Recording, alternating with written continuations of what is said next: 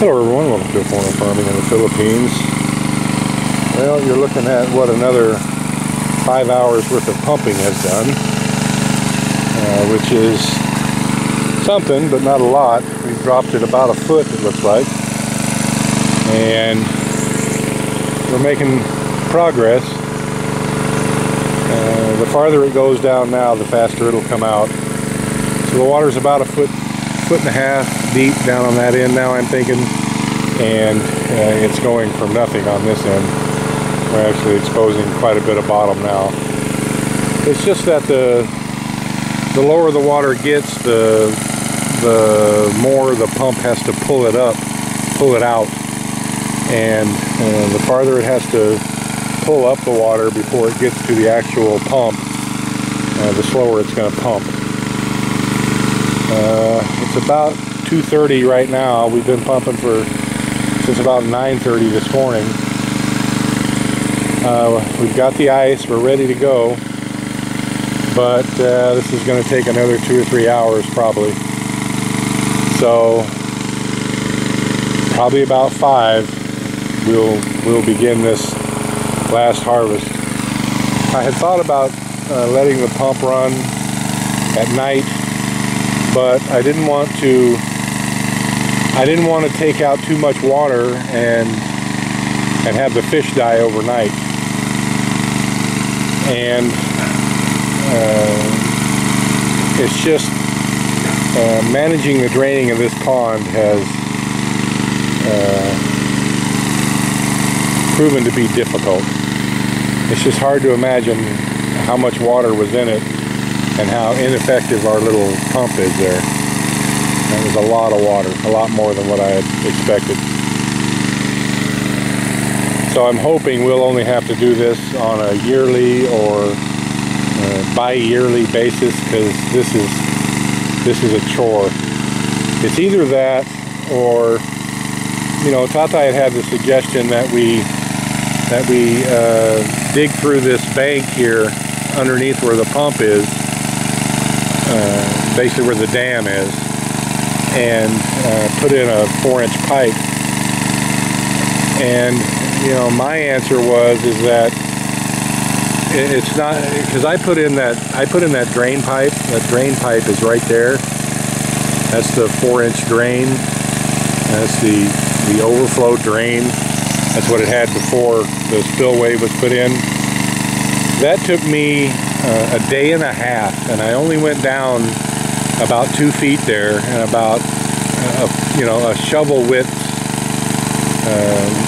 wide, because it's packed so hard. When the bulldozer came in and dug this, he ran up on that bank over and over and over to compact it, and so it's compacted clay, and you hit it with that bar and it just jars you, and you go down 1/4 of an inch. It's just really hard to dig that out. And we would have to dig something, we'd have to start, I don't know, 3 feet wide at the top. Even if we went down more narrow, it has to be wide enough for guys to work.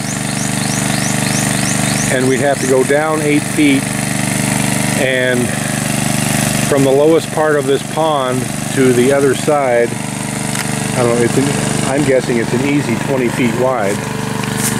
And I just thought that it would be way too much of a chore to dig it out and put that pipe in, and we would be running the risk of having a weak spot with the potential for a failure.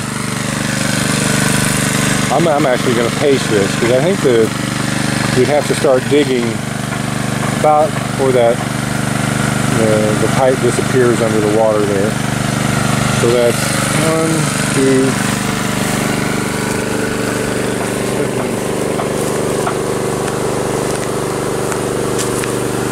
and we'd have to come all the way over here, and that's 15 steps. Just figure 2.5 feet. So that's about 40 feet.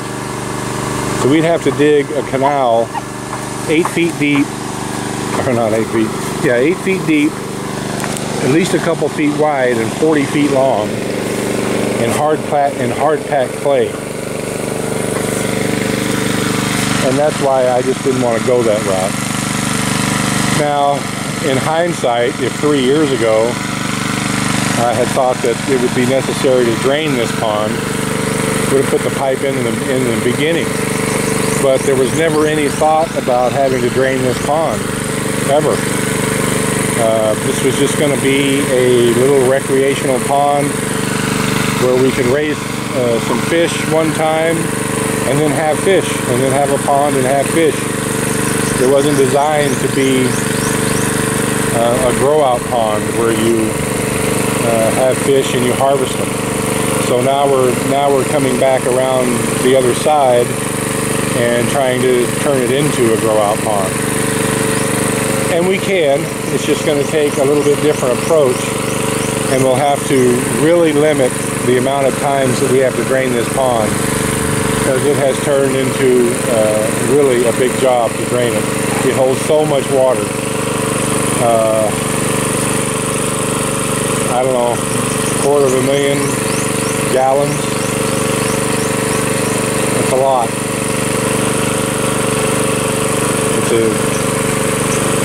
Relatively speaking, it's a tiny pond, as some ponds go, but when you're trying to pump it out with a 2-inch pump that is restricted to a 1.5-inch pump on the intake side, it takes a long time. So hopefully in another, it's been running for 5 hours, it's come down about a foot. Hopefully in the next 2.5 hours, it'll come down another foot because it's less volume. So we shall see. Alright, well, another, I don't know how many hours that pump ran today altogether. Since 10 o'clock. Since 10 o'clock? So another 7 hours. And the pond's still got a bunch of water in it. So it's getting late in the day. And we've only got about another hour and 15, an hour and 30 minutes of daylight. And it's important that we get all the fish out of this pond, even the fry. All of them. If we leave 2 fish in there, and one's a male and one's a female, then we're right back where we started in a year from now. So to guarantee that we get all the fish out of it, we have to get all the water out of it. And no one wants to do this in the dark. And so Tata has money for gas. He's going to start pumping early in the morning so that when the crew gets here, we're all ready to go. Hi, OMG. I've been running the aerator. I ran it all night, and well, I'm just going to leave it running. We ended up losing about 500, 600 of the 7,000 or 8,000 we moved yesterday. And I think it's just, poorly oxygenated water. I went out there and spent about an hour and a half today picking out dead fish and removing Azolla. Just threw it up on the bank, and even that hour and a half only got, we're finally down to about 50% coverage in the Azolla. So I'll probably have to do that again tomorrow. There's a little dead fish floating right there that I'm going to have to go fish out.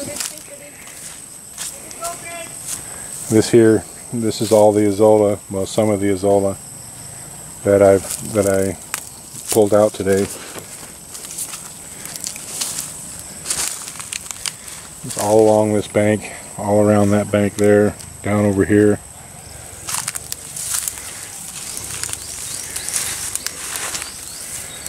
Azolla is a good thing, but too much Azolla is not that good of a thing. Alright, back in the water I go.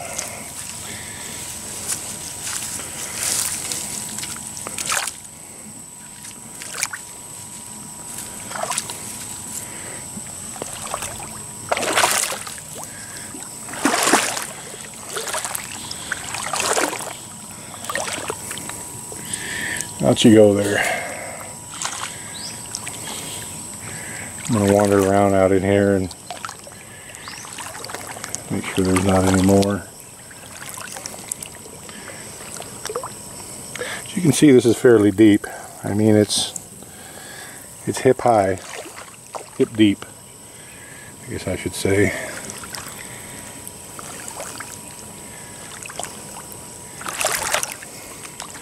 But it is a lot warmer than what I thought it would be. It's, I don't know, it's probably 80, 85 degrees Fahrenheit. I don't know what that'd be Celsius. I mean, I don't see any more.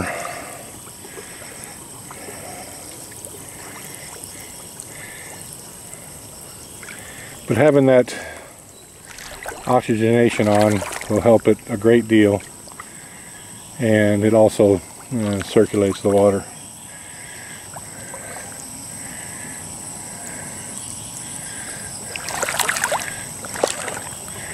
Now, of course, it's not as good as a real official aerator, but it's considerably better than nothing, and it is circulating the water. So until we get something different, that'll work.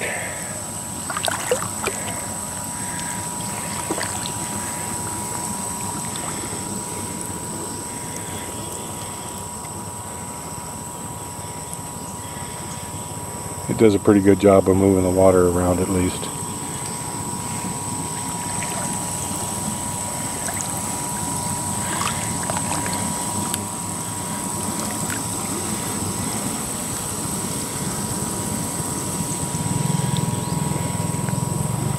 Thank you, everyone. Please like, comment, share, and subscribe.